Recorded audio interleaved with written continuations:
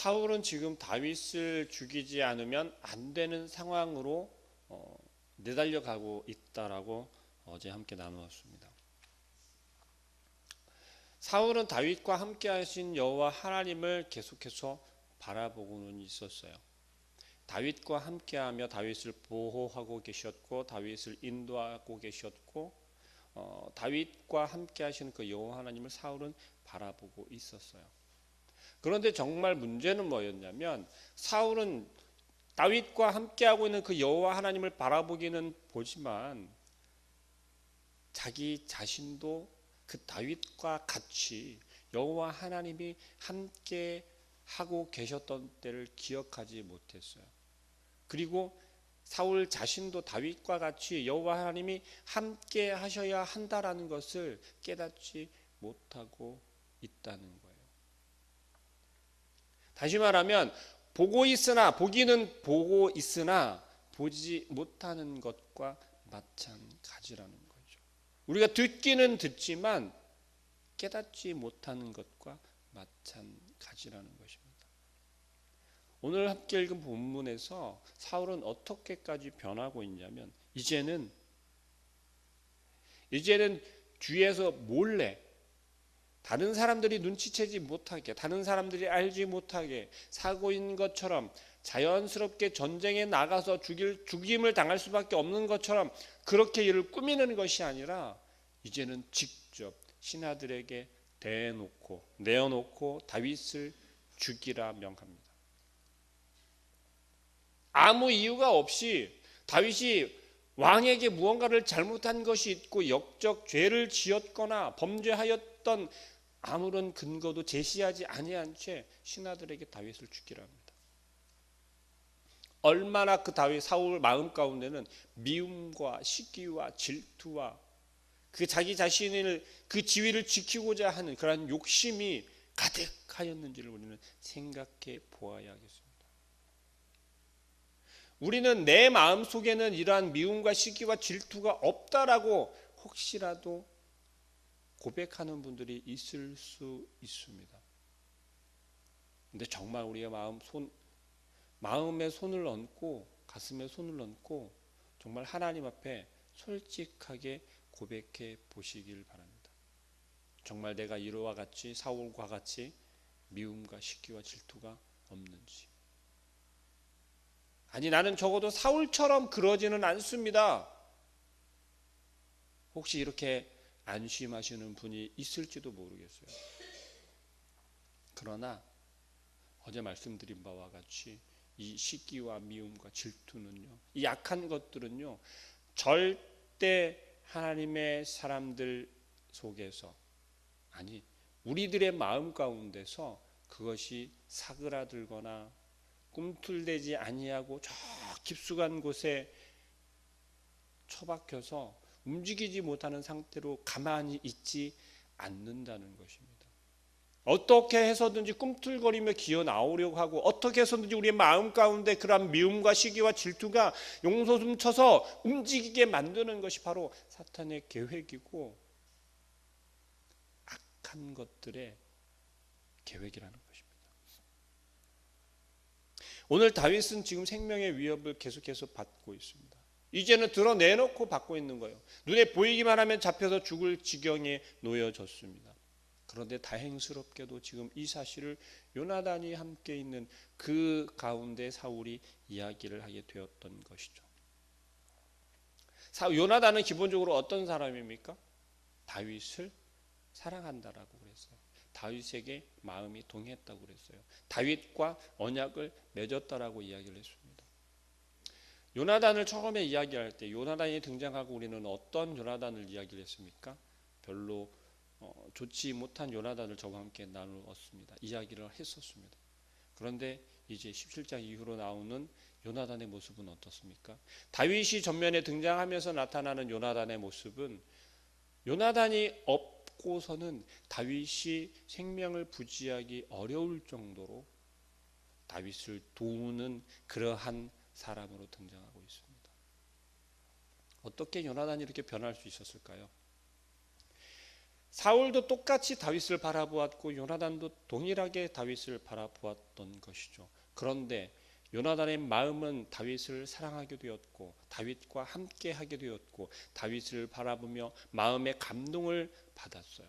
그런데 사울은 어떻게 했습니까?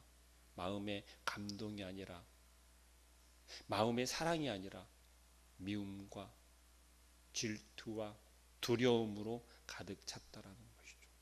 동일한 사람을 바라보아도, 동일한 것을 바라보아도 이렇게 극명하게 다른 마음을 품을 수 있다는 것입니다.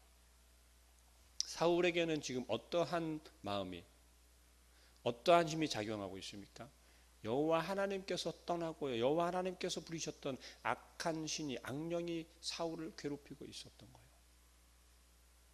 이것을 조금 다르게 바꾸어서 이야기를 해보자면요, 이 사울은 철저하게 여호와 하나님을 의지하지 않으면 안 되는 그러한 상황 가운데 놓여졌던 것입니다.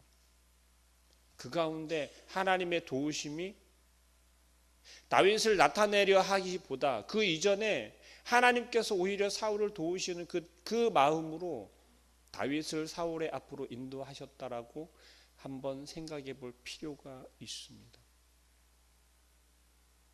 우리는 다윗이 사울 앞에 나타난 것은 하나님께서 기름 부어서 사울의 다음 왕으로 세우신 그 다윗이 점점 앞에 나타나며 이스라엘 백성들 가운데 보여지고 행하고 그 하나님의 계획 가운데 나아가는 게 틀림이 없습니다. 그런데 그 이전에 우리가 놓치지 말고 생각해 보아야 할 것은 바로 그것입니다. 여호와 하나님께서는 요소마다 순간순간마다 우리로 하여금 뉘우칠 수 있는 상황과 환경을 만들어주고 계시다라는 거예요. 우리에게 반복해서 계속해서 돌이킬 수 있는 것들을 보여주시고 말씀하고 계시다라는 거예요. 사울에게 철저하게 지금 드러내고 계신 건 무엇입니까? 다윗을 통해서 바라보라는 거였어요. 깨달으라고 하는 거였어요. 여호와 하나님만을 의지할 때 어떻게 될 수 있는지, 어떻게 변할 수 있는지 직접 눈으로 바라보고 느끼라는 거였어요. 그런데 사울은 전혀 느끼지 못하고 있어요. 오히려 다윗을 바라보며, 그래, 너는 여호와 하나님이 함께하는 자야. 그런데 나는 여호와 하나님께서 함께하시지 않아. 너를 내가 가만히 두지 않겠어. 이런 마음이 었던 거예요. 여러분들이 신앙생활하면서, 여러분들이 교회 믿음 생활을 하면서 정말 내가 본받고 싶은 그러한 신앙을 소유한 분들을 혹시 바라보고 계십니까? 저 사람의 믿음은 정말 누가 뭐라 해도 정말 하나님이 기뻐하실 믿음을 가지고 있구나. 그러한 분들을 바라보면서 여러분들 혹시 그런 생각 하십니까? 나도 저렇게 해야겠구나. 나도 저렇게 하나님을 믿어야겠구나. 나도 저렇게 섬겨야겠구나 라는 생각을 하십니까? 아니면 그래, 너 잘났다, 너는 그렇게 해라 라는 마음이 더 크십니까?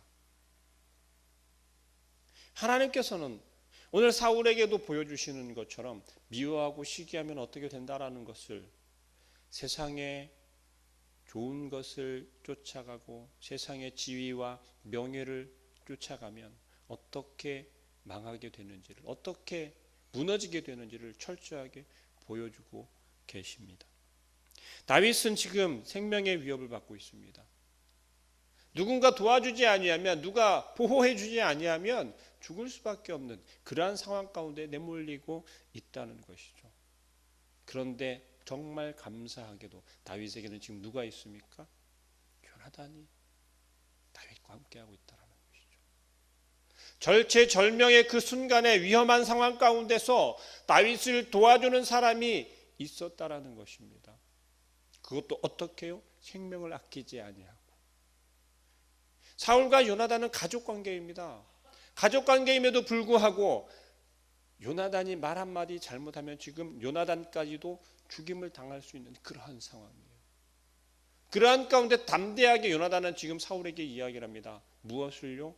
다윗이 잘못한 게 없지 않습니까? 오히려 다윗은 이스라엘에게 정말 도움이 되는 사람 아닙니까? 혜성처럼 나타나서 블레셋을 물리치고 있고 골리앗을 무너뜨렸고 이스라엘이 무너져가고 있는 그 상황 가운데 힘을 내어서 다시 한번 나아갈 수 있는, 전진할 수 있는 그러한 다윗이 아닙니까? 그런데 어찌하여 왕이여 사울은 이스라엘 가운데 범죄를 하시나이까?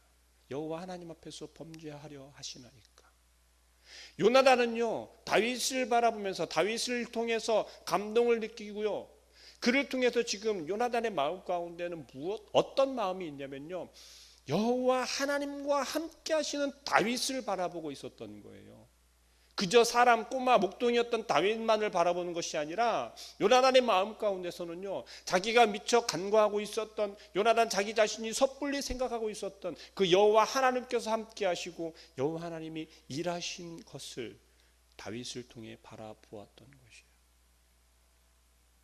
요나단이 다윗을 보고 감동하였던 것은요, 마음에 감동하였고 마음이 동하였었던 것은요, 그의 빼어난 외모도 있었겠지만 여호와 하나님과 함께 하시는 다윗의 모습이 그렇게 아름다울 수 없었던 거예요. 여호와 하나님께서 함께 하시는 그 다윗을 바라보면서 마음에 감동이 생기지 않을 수가 없었던 거예요. 그만큼 요나단은 받아들일 준비가 되었었고 바라볼 수 있는 마음의 준비가 되어 있었다라는 거예요. 사울의 뒤를 이어서 자기 왕이 될 사람이었지만 다윗과 함께 하신 여호와 하나님을 바라본 그 순간, 그 다윗을 바라보는 순간, 내가 아니고 바로 이 다윗이구나. 요나단 자기가 입고 있었던 그 옷을 벗어주고 그 띠를 벗어주고, 그 요나단은 지금 다윗을 위해서 자기 자신의 목숨을 아끼지 않고 있다는 것입니다. 또 한 명의 인물이 나옵니다. 누구죠? 사울의 꾀에 희생될 뻔했던 두 번째 딸이 있죠. 미갈입니다. 미갈은 다윗을 좋아하고 있었어요. 사모하고 있었어요. 근데 사울이 그 마음을 이용했잖아요. 그 마음을 이용해서 다윗을 죽이려 했었잖아요. 그런데 오히려 그것이 실패로 돌아갔고 미갈은 자기가 사모하던 다윗과 혼인할 수 있게 되었죠. 그러나 여전히 미갈은 사울의 딸이에요.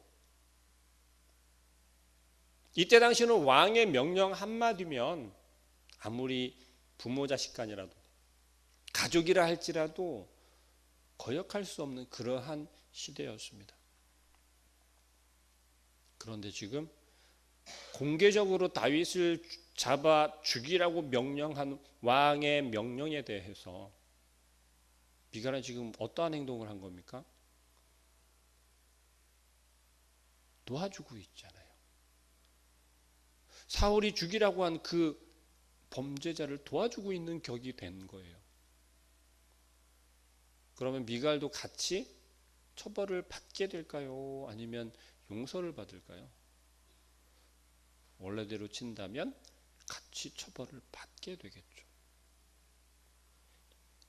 그저 내가 내 남편이기에 도와주었습니다라고 하면 아마 그 자리에서 죽임을 당했을지도 모릅니다.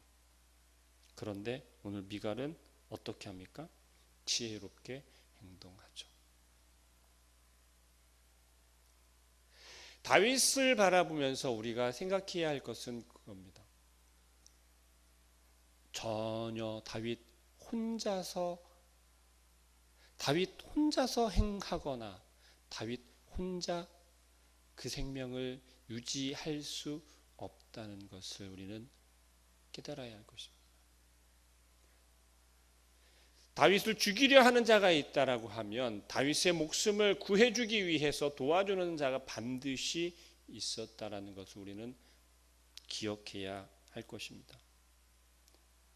하나님께서는 우리를 계속해서 궁지로 몰아간다라고 우리는 고백할 때가 많이 있습니다. 가장 어려운 상황 가운데 벼랑 끝까지 계속해서 몰고 간다라고 우리가 스스로 느끼고 우리 마음 가운데 하나님을 원망할 때가 많이 있지 않습니까? 오늘 다윗의 상황을 생각해 보면 다윗도 여전히 여호와 하나님을 신뢰하고 있고 여호와 하나님을 의지하고 있으며 하나님께서 나와 늘 함께 하신다라고 고백하고 있습니다. 그런데 정작 다윗의 삶은 어떻습니까? 계속해서 궁지로 벼랑 끝으로 계속 몰리고 있지 않습니까? 그 가운데 여호와 하나님께서는 다윗과 함께할 수 있는 사람을 통해서, 다윗을 도와주는 그 손길을 통해서 다윗이 그 벼랑 끝에서 구원을 얻게 만들어 주시고, 그 생명이 위태로울 때 그 생명을 보존할 수 있는 돕는 손길들을 보내주신다는 사실입니다. 우리의 삶에서, 우리의 믿음 생활 속에서 내가 정말 끝까지 몰려서 어디에 하소연할 수도 없고 말할 수도 없고 표현할 수도 없는 그러한 상황 가운데서도 하나님께서는 반드시 우리의 마음을 알아주고 우리의 고민과 우리의 걱정과 우리의 상황을 이해해주고 손을 내밀어 줄 만한 사람들을 반드시 우리 옆에 인도하여 주실 줄로 믿습니다.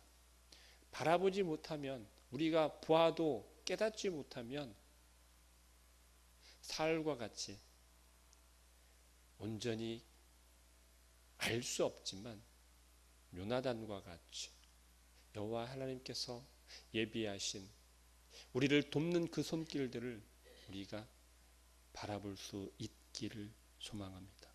그러기 위해서는 우리가 어떻게 해야 할까요? 우리의 마음이 어떻게 해야 할까요?